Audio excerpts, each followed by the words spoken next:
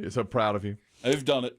Let me tell you what Biggie's done. I've known about this for some time, but I didn't want to just broadcast it literally because, it's a sensitive topic. But Biggie, realizing now that he has a problem with weight, has gone to see doctor, nutritionist, the whole nine shebang. yards, Yeah. to really get a handle on your health and your weight and the struggle that it is.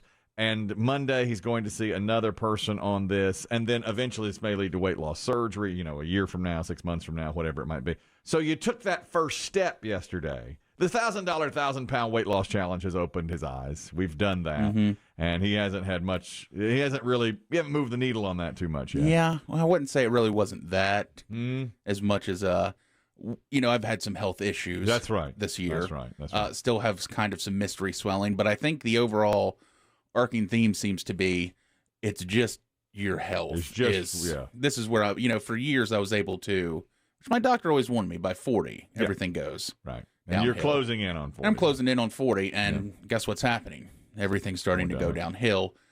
So yes, I've started taking the correct steps, but I got a lot from friends and family. You've taken the first step. I just said first step in a journey. I really went Ted Lasso on this. I was really proud of myself. Yeah, and see, that's the thing. I don't even watch the show, but I know he sounds like a simpleton who has a very positive outlook on life. Yeah, and that's right. What I know about Ted Lasso is he's sincere, and what I know about Chris Kelly is he's not. What my wife told me when we watched Ted Lasso, and that's exactly what he is, a simpleton with a great outlook on life, a very positive outlook on. He's everything Chris Demm is not. Everything. He's very positive, very positive, very without a doubt, uplifting. And I quote him all the time. And I said to my wife after we watched the first season, I'm going to be a lot more like Ted Lasso. Just watch out. The day you came in. Yeah, and she said what you just said. She's like, yeah, but that's not really who you are. It isn't. Which is an insult. I mean, it's truth, but it's also an insult. Right. So I just said to Biggie, I'm so proud of you for taking the first step in that journey. And Biggie and Chris Demm both said, that doesn't even sound right coming out of your mouth. We don't believe it. Don't even bother with that. You just don't have the sincerity gene, I guess. You've already slagged how many coworkers, and we've barely started the program. Oh man, I just had Drew in my crosshairs like you wouldn't believe. Thanks, Drew. Drew's our engineer. I don't even know if it was Drew's fault. It's just that's not. There's a button over here that doesn't work. I don't need it. I never push it. Never. But yesterday, for the first time in a year, I pushed it and it didn't work. And I said to Drew, hey, that yellow button's not working. And he goes, I'll take a look at it today. Well, I just tested it again. It's not working. I was like, oh, well, thanks a lot, Drew. You didn't look at that. Both of you blowing smoke at each other. Yeah. That's right. Don't worry, I'll take a look at that.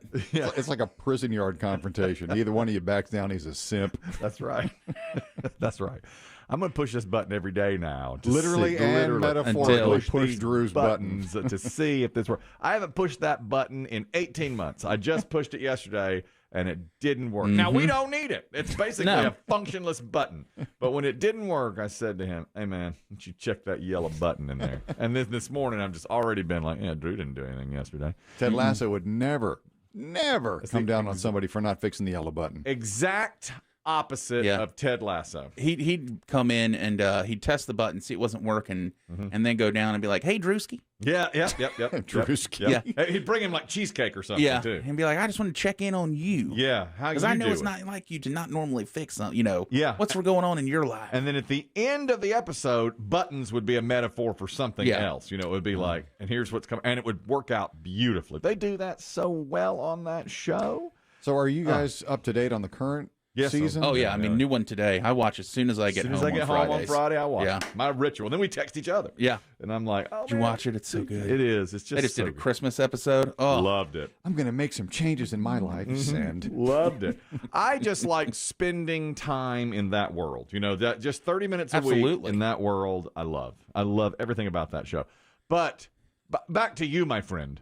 I wanted to say this to you. When a minute ago, I said to Biggie, off air, I knew he had seen now, like he's really getting serious, a doctor and nutritionist and so forth. And I said, he's seeing somebody else on Monday, and this begins like the journey toward a weight loss surgery. And I said, so you can blow it out this weekend, kind of lightheartedly.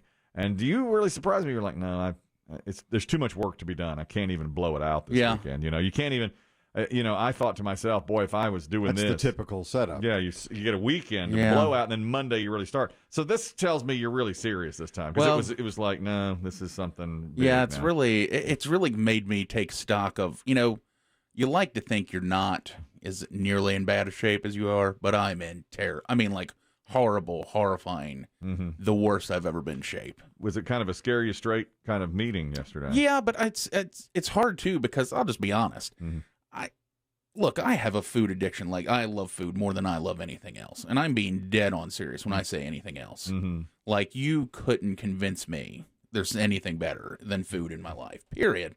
Yeah. So it's hard to admit that. And then you get scared because you're like, well, what am I going to do now? Where do I go? Do I need a new addiction? Right. So it's very kind of like nerve-wracking. I see. Well, not about Jesus. Well, Jesus ain't. Yeah, I don't think that's going to be. Well, you could.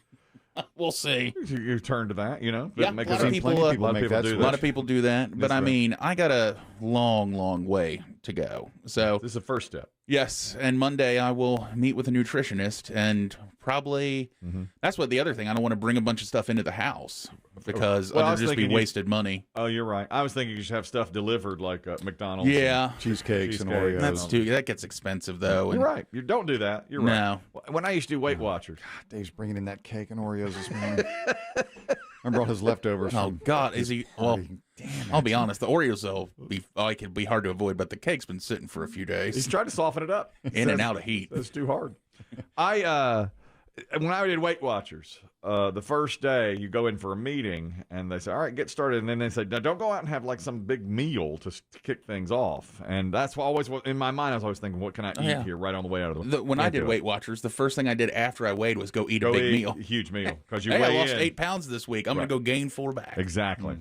One thing you can know for sure. Through every step of this journey, I'm going to be the rock for you. I don't know. I'm going to be the guy I want you. I'm going to be your sponsor. You know how like at AA, sponsor. Oh yeah. You know how at AA you have a sponsor. It's like call me 24/7. I don't care. That's what I'm going to be to you. I want you to take my phone. I'm staring at a milkshake. That's right. I want you to call me. Will you go over there and take the milkshake from his hands and drink it in front of him? That's what I'm going to do. That's what I'm going to do. Yes. I want you to call. You drink his milkshake. I will drink. I drink your milkshake. Yes, I will do that for you because I'm a good guy. That's what I'm going to do. I'm a nice guy. Okay. Does Ted Lasso say that about himself? Never. No, he never says it. He considers himself actually to be like a horrible human being. A flawed man? But in reality, he's perfect. Oh, yeah. Actually, I heard somebody on the radio the other day, a different radio host, saying, if you have to say you're a good guy, you're not a good guy. And I've heard Chris Demm say that many times, but I am a nice guy. If you say it yourself, I'm a nice person. You're not. I'm a nice person. I'm going to be there for you. I want to be your sponsor. I want to be your rock. Oh, my God. One you go to. I am so excited about this. Well, the good news is part of this is therapy, so I'll have a real rock. This is... No. I have to see a therapist. Do you really? Oh, yeah. Wow. See, that's okay. Now you're really doing something. Now you're getting into it. Well, I think they have to you have to make sure you're mentally ready if you were to do the weight loss surgery. Right. Like that you're at the true point of doing it instead of, just a lot of people there's a lot of, in the meetings I've been in, I mean, you hear the people who've had it and gained it back. And they want to do it again. Let me do what again? Get the surgery again after they gain it back. And the surgeons will tell you. The surgeons will tell you there's other options. Right. Yeah. I want to say 3 things to you. 1, I'm going to be your rock. All right, I covered that. All right. Next. 2, I will never be the fattest person on this show. I refuse to be the fattest person. You've just given him an eating disorder. I absolutely will not do that. I refuse to be the fattest person on the show. It started when Dave started giving me shirts and saying, "Oh, it's like a tent on me. You take it." I refuse to do that. So are you? It sounds like, if I may just interject here, Kelly, between point 2 and 3. Yes. Since you will never be the heaviest person on the program, does this mean you look like Matthew McConaughey at the end of Dallas Buyers Club? Yes. Yes. That's what I want to do. Is it possible that we could fatten Dave up? That's another good idea. Yes. Great idea. Great idea. I love the way you're thinking. 3, if you get that weight loss surgery, don't expect to have any vacation days. Okay, I'm not going to do that. We're not going to do that. Planning around an already scheduled vacation. Just let's put it out there to begin with. Okay, and you're not leaving early or anything for it. No. No, I've been trying to and schedule around this. Right, and don't come in late, be like, oh, I'm leaking or whatever. Don't. No, there's none of that. Okay, because you have to do. Sure, you have to work this around your regular schedule. I am so glad we had this conversation. Clear the air. Get it out there. Set it out there now. Absolutely. Don't miss any days. Absolutely right. I was going to say something about Dave. I love this fatten him up idea. Fatten Dave. Yeah, I think that's where we're going to have to go. What a great idea. This is it's like the reverse of Dave giving you clothing. Mm-hmm. Yes. He gives you shirts that he can no longer wear. Yeah. They're so big. My wife was telling me, she was reading something. Oh, George Clooney was on CBS Sunday Morning, and he was talking about, he and Matt Damon are friends, and Matt Damon was trying to lose weight for a role. I believe it was that movie. I think it was that movie with Meg Ryan. It was in the Army. He really lost thin. a ton of weight for that. Courage Under Fire. Yes. Yeah, he looked like he looked like he was dying. Yeah, pretty good movie. That's a good little picture. Late 90s, I guess. Yeah. Not bad. Well, yeah, Matt Damon is hiding a secret, and he's a drug addict. Yes, and he's by the end he looks like you just said. The shirt is hanging off the guy. And Matt Damon's skinny to begin with, so he lost a bunch of weight. Well, apparently everybody knew he was trying to lose weight for this movie, and George Clooney, to play a practical joke on him, got his housekeeper, Damon's housekeeper, to take in his pants by like an inch, so it seemed like he was gaining weight. So every time Damon would put on pants, they'd be tighter and tighter. My God. For like 4 months. That's devious. And Matt Damon was saying to everybody, I don't understand this. I'm eating nothing. It's diabolical. And finally, Clooney had to admit that he had paid Damon's housekeeper to play this practical joke, and she kept on cinching up his pants. And I believe he even went so far he was buying like shirts that were smaller in size and put him in replacing his wardrobe. And Damon was like, "What is going on?" Like Damon got to where he was eating nothing but like kale and leeks, and that was it. Lemon. But it really worked. He lost a lot of weight. He lost a bunch of weight for that movie. He's terrifying looking. He really is. I mean, he is tiny in that, and he already was in good shape, so he had to do that. Today, you probably know it. It's National Radio Day. It is National Radio Day already again. Remember last year we had that great montage that you made? It was wonderful. We don't have that anymore. No. I don't have that. But we have, this is a National Radio Day jingle, which I really like. It's a jingle about listening to radio and the amount of people that do it every day. Ladies and gentlemen, in just a few moments, we start our daily broadcast. Who listens to radio? That go where you go, medium called radio. That's with you every night through the long commuter fight, and in the morning with your toast and mama lady-o. John. What is FM? Good. Who listens to radio? No matter if it's summer, winter, spring, or fall. Who listens to radio? Only 150 million. I want to be a DJ. You do? Woo! 150 million people. That's all. That's the radio. I think I heard of that. It's called the radio. Is that great or what? Is that perfect or what? Yeah, I think that singer's been dead 50 years. Sure. Who is the singer? Do you know? Sounds like she's trying to do Ella Fitzgerald or Rosie Clooney. Look at this. There's another Clooney connection. Yeah. Rosemary Clooney.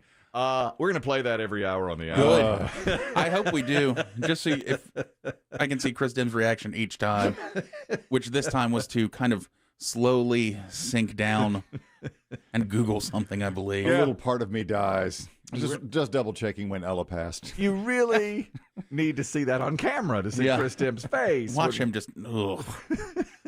God. Happy National Radio Day, everyone. Yeah. It's wonderful. I think I told you that I've been visiting my doctor recently for my eye visit. I've had 3 visits in the last 2 weeks. Yes. And one of the last visits, the nice young lady who sort of brings you into the office and talks to you before the doctor comes in. Mm-hmm. And she came in because I'd seen her a few times, and she said, "Do you work on the radio?" Mm-hmm. And I, you know how it is. Oh, sure. It's a nice feeling when someone asks you that. Of I course. kind of puffed up my chest a little bit. I said, "I do." She goes, I don't listen. Oh. To what? She said. Why? I said, and she said, radio, period. I'm a Spotify girl. You don't have to say that. Yeah. Why does somebody And say people that? do that to us all the Why time. would you say something like that? What station are you on? You tell them? Oh, yeah, I don't listen to I that. don't listen to Bless that her heart. A coworker had asked her, Yes. hey, is that the guy Yeah, from the radio? radio. So, yeah, Brittany listens. Oh, I don't. She and her fiance listen. Yeah, I but don't. The not the woman young said- lady I was dealing with. Why would you come up to Yeah. specifically say, do you listen? Do you work on the radio? Yes, I do. I don't I listen. don't. I don't even have one.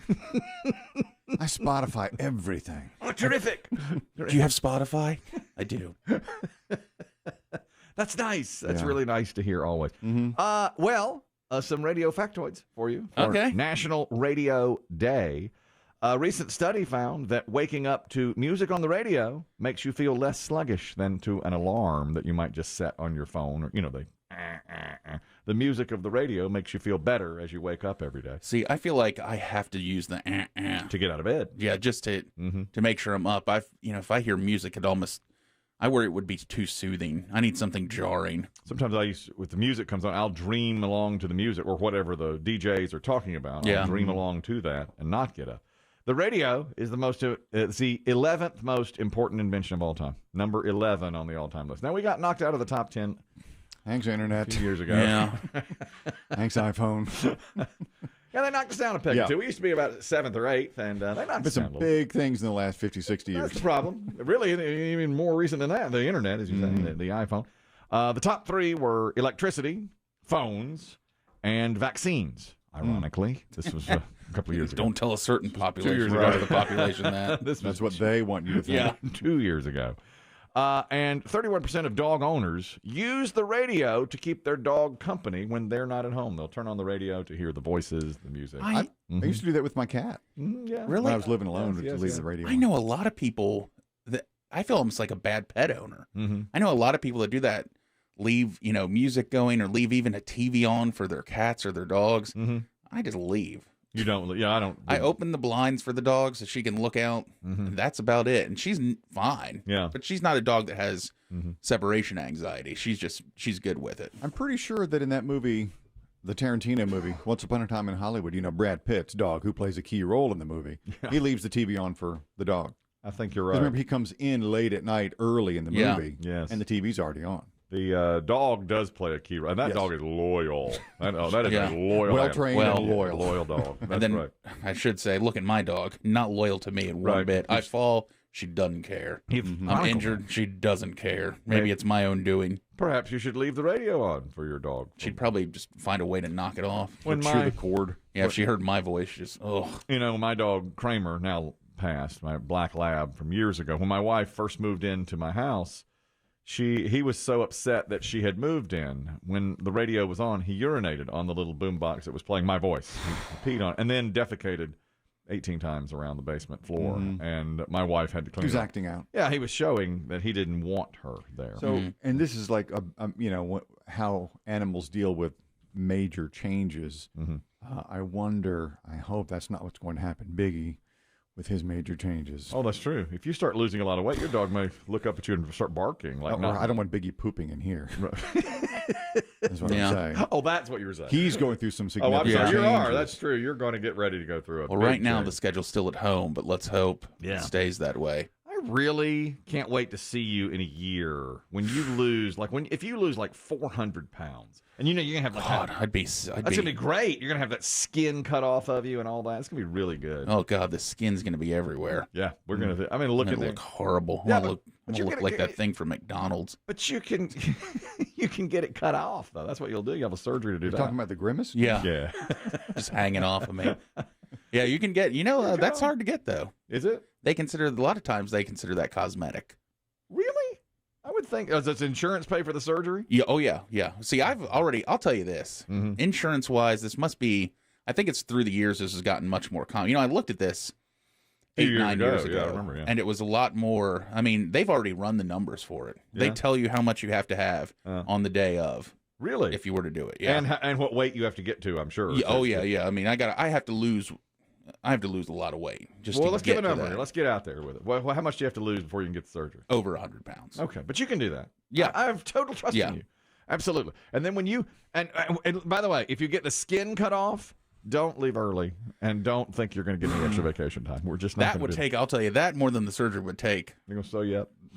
That would take a long recovery. Yeah. You can do it right here. We'll lay you out. Yeah. We'll put a microphone in front of you. And just, let him make him answer the phone. Yep. Hello.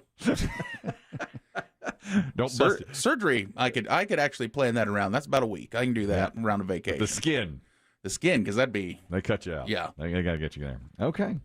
Well, I'm excited for you. I think it's great. Oh, I'm nervous. One more radio note. Recently, in a poll, the phrase "you have a face for radio" was voted the best ever insult that does not use a curse word. You have a face for radio, which I've heard about 10 million times. Sure.